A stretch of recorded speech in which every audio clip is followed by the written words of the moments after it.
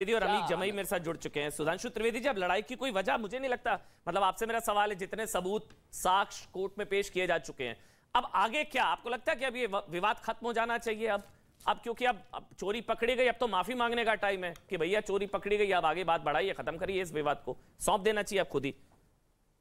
सुधांशु त्रिवेदी, देखिए मेरा यह कहना है अमन जी कि दो तीन प्रकार के एविडेंसेस होते हैं। एक होता है डॉक्यूमेंट्री एविडेंस, यानी जिसे कहते हैं कि लिखित साक्ष्य। लिखित साक्ष्य है, लिखित साक्ष्य कोई किताब नहीं है, बाकायदा गवर्नमेंट ऑर्डर है, यानी फतवा है कि इस तारीख को तोड़ना है, इस तारीख को हो गया। फिर दूसरा होता है कि रियल जो आर्कियोलॉजिकल एविडेंस दिख रही है दीवालों के ऊपर इस आकृतियां। चलिए, तीसरे होते साइंटिफिक एविडेंस। भाई अगर आपको इसमें भी शक है, मौलाना साहब अभी कह रहे थे अकबर ने बनाया, तो मौलाना साहब अकबर तो 1557 में राजा बना था, तो आप तैयार हैं जांच करवाने के लिए कि 1557 के बाद का ही निकलेगा? बिल्कुल तैयार है। बताइए, आपने कहा दीन इलाही कराइए कराइए, कौन मना कर रहा है? तो किसी भी मजहब का, अरे सुधांशु जी पहले इस बात पर तो आ जाइए, के लिए रोक रहे हैं भाई? आप इस बात पर आ जाइए कि मस्जिद कब बनी है इसकी जांच करा लीजिए, कि सर्वे नहीं होना चाहिए। ये मस्जिद कब बनी है इसकी जांच करा लीजिए पहले। कार्बन डेटिंग से लेके आप तो नहीं टिके, अभी एक चैनल पे मेरे साथ आप थे, मैंने पूछा कि प्रधानमंत्री ने गलत कहा था क्या? मैंने पूछा मोहन भागवत ने गलत कहा था क्या? मैंने कहा जेपी नड्डा ने गलत कहा है क्या? आप जवाब नहीं दे पाए, आप जवाब नहीं दे पाए सर। साजिद रशीदी, एक एक करके उनकी ऑडियो नहीं आ पाएगा, आप स्टूडियो में है ना, एक एक करके शुरुआत आप ही से। टीवी सीरियल में तो कोई टीका लगा लेता है तो फतवा जारी हो जाता है? कोई मेंबर ऑफ पार्लियामेंट शादी करने के बाद बिंदी लगा के चली जाए तो फतवा जारी हो जाता है। जेपी नड्डा जी के बयान को कैसे देखते हैं आप? बीजेपी के प्रवक्ता हैं सर। मंदिर के अंदर जेपी नड्डा जी ने कहा है के अंदर त्रिशूल कि भाई हमारा मथुरा काशी से लेन देना नहीं है, हमारे एजेंडे में नहीं है। आप क्या कहेंगे उस पर? रशीदी, आप बीच में क्यों बोल रहे हैं? इतना क्यों घबराना, क्यों डरना है? नहीं डरना नहीं, कोर्ट तय करेगा ना, आप तो अभी घबरा रहे हैं। जेपी नड्डा जी के बयान पर पूछ रहा हूं उनसे। अभी रिपोर्ट आई है, अभी मंदिर बनने में टाइम है, इतना मत घबराइए, थोड़ा सा समय दीजिए। मैं सिर्फ पूछ रहा हूं, आपने पूछ लिया, बीच में नड्डा जी ने जो कहा है आप उस बयान को इंडोर्स करते ही नहीं करते हैं? अब पूछ लिया आपने, अब बीच में जवाब दे दीजिए सुधांशु जी। वो देंगे नहीं देंगे उनकी मर्जी है, अब बीच में मत बोलिए। अरे बिल्कुल, ऐसे नहीं अच्छा लगता। सारी बात आप सीनियर हैं, आप लगातार डिबेट में जाते हैं जनाब। बोलिए आप। सुधांशु त्रिवेदी, अमीक जमई भी सब्र रखिए जनाब। अब मैं कह रहा हूं कि टीवी सीरियल में टीका लगा लेने पे फतवा जारी हो जाने वाला, गणपति बप्पा मौर्य कह देने पे माफी मांगने का फतवा जारी होने वाला, अगर मेंबर ऑफ पार्लियामेंट कोई महिला चली गई बिंदी लगा के तो फतवा जारी। और मजाक की भी हद होती है राशिद साहब कि आपके हिसाब से तथाकथित मस्जिद में अगर त्रिशूल है और फूल है तो ये कबूल है। गजब है साहब। अब दीन अकबरी को आपने अच्छे से पढ़ाया, आप जानते हैं क्या है। हमने अपने एजेंडा की बात कही तो मैं यह भी जवाब दे रहा हूं आपको कि एजेंडा तो राम जन्मभूमि हमारे एजेंडा में नहीं था, वो हिंदू समाज के एजेंडा में था, वो संत समाज के एजेंडा में था, हमने उसका समर्थन किया था। और जब मामला कोर्ट में होता है तो किसी भी पक्ष को इस बात का अधिकार है कि वो ये तो कह सके कि मेरी दिली इच्छा ये है, मेरी हार्दिक इच्छा ये है कि अमुक पक्ष जीतना चाहिए। हम कहते हैं कि हमारी हार्दिक इच्छा ये है, मामला कोर्ट में है, कोर्ट तय करेगा, पर हमारी हार्दिक इच्छा ये है कि यहां पर भव्य मंदिर बनना चाहिए। जो तो जेपी नड्डा जी ने गलत कहा है। आपकी हार्दिक इच्छा क्या है? जेपी नड्डा जी ने गलत कहा है। नहीं तो मैं तो कह रहा हूं जेपी नड्डा जी ने कहा, मैंने तो साफ बोला आपसे कि हमारे एजेंडा में तो प्रधानमंत्री जी ने गलत बोला था, राम मंदिर भी नहीं था, मोहन भागवत ने गलत बोला था, हिंदू समाज का एजेंडा था। अरे क्या गलत बोला भाई? हम तो कह रहे हमारे एजेंडा में राम मंदिर में नहीं था। आपके समझ में नहीं आ रहा तो इसके लिए कोई क्या करे? ये कहा है, हमने तो अपनी इच्छा व्यक्त की, मथुरा काशी हमारे एजेंडे में नहीं है, होगा तो आप बताइए आप कोर्ट में क्या चाहते हैं? बयान का समर्थन करते हैं, खंडन करते हैं?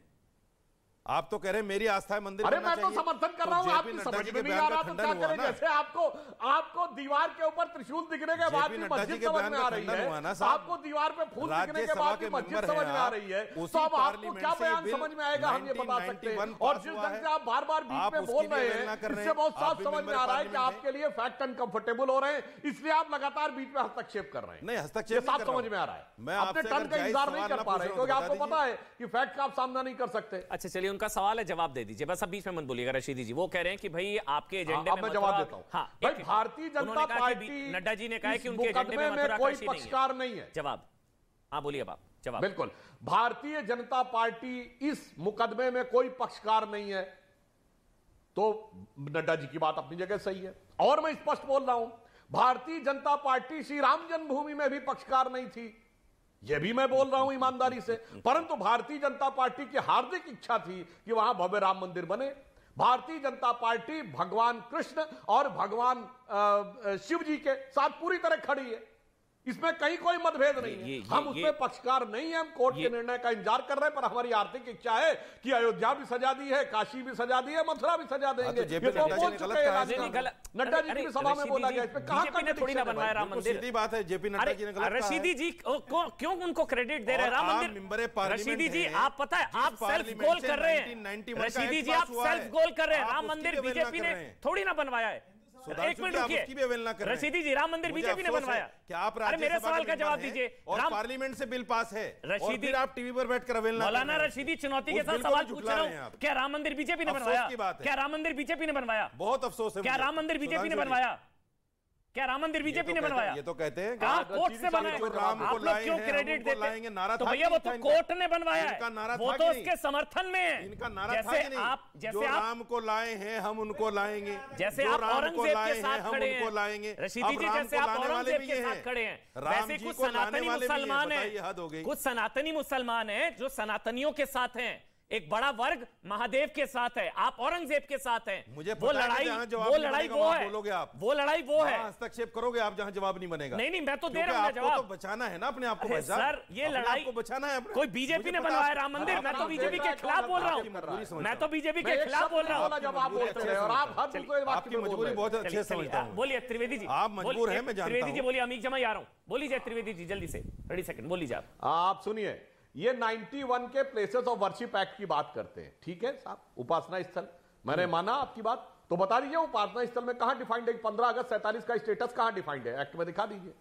गजब का एक्ट था ना, केस पढ़ लीजिए, जिसमें डेफिनेशन ही नहीं थी और वो डिफाइंड। मोहम्मद का केस आप बताइए ना डिफाइंड कहां है? अरे दीन मोहम्मद कैसे आप वर्शिप एक्ट में रहिए? एक्ट में कहां लिखा हुआ है कि 15 अगस्त 47 को प्लेसेस ऑफ वर्शिप का ये स्टेटस है? बताइए मुझे।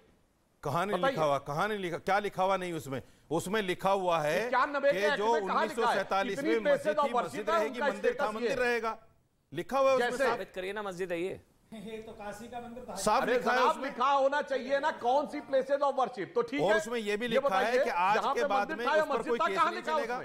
अगर कोई केस होगा तो वो भी खत्म कर दिया जाएगा। मंदिर था कि लिखा है उसमें साफ, बताइए ना कहां लिखा हुआ है? और उस केस में ये भी लिखा, मैं आपको बता रहा हूं ना, उस केस में ये भी लिखा है सेक्शन 3 में कि अगर किसी वजह से ये भी साबित हो जाए कि मंदिर तोड़कर मस्जिद बनी है, मस्जिद तोड़कर मंदिर बना, तो भी उसका स्ट्रक्चर चेंज नहीं होगा। उसमें ये भी लिखा है। आप कितनी बातों को झुठलाएंगे?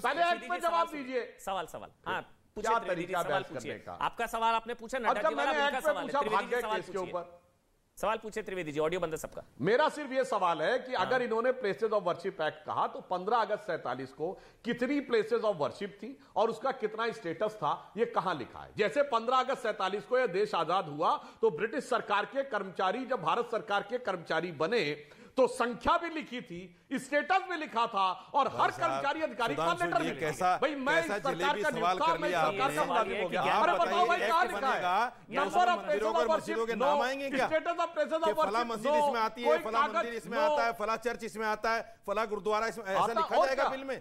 क्या बात आप कर रहे हैं? चलिए अमीक के पास क्या बात आप कर रहे हैं? मस्जिदों के मंदिरों के नाम लिखे जाएंगे एक्ट में। इतना रुपया भारत सरकार के पास एक्ट में मस्जिदों के मंदिरों के नाम लिखे जाएंगे। आप इतने विद्वान आदमी और किस तरह का सवाल आपने कर लिया? अरे आप इतने विद्वान आदमी, आप वही तो मैं कह रहा हूं, आप बचकाने की बात तरह का सवाल कर लिया आपने। क्या मस्जिदों के नाम आएंगे? हो गया। देखिए क्या होता है साजिद रशीदी जी, आपको बुरा लगा, मंदिर के सबूत मांगे, किसी को बुरा नहीं लगा। मैंने आपसे मस्जिद के सबूत मांग लिए, दीजिए मुझे ज्ञानवापी मस्जिद के सबूत दीजिए। आपकी दीजिए ना ज्ञानवापी मस्जिद के सबूत दीजिए। आप मैंने तो बताया, दीजिए ना, ये मस्जिद है, एक सबूत दीजिए। मैं तो बताया क्या है, कब्जे के अलावा कोई और सबूत? 844 नहीं मस्जिद के सबूत, वीडियोग्राफी में मस्जिद के सबूत दीजिए ना मेरे को। दीन मोहम्मद का केस, मस्जिद के सबूत दीजिए ना भाई मेरे को। अरे दीन मोहम्मद का केस सबूत, वीडियोग्राफी में मस्जिद के सबूत दीजिए ना मेरे को। वीडियोग्राफी को तो हम मानते ही नहीं। तो फिर आप वीडियोग्राफी को नहीं मानेंगे, आप कोर्ट को नहीं मानेंगे, आप कोर्ट कमिश्नर को नहीं मांगेंगे। अब इनलीगल हो रहा है। अगर कोर्ट कमिश्नर को, आप औरंगजेब को तो मान लीजिए, औरंगजेब को मानिए।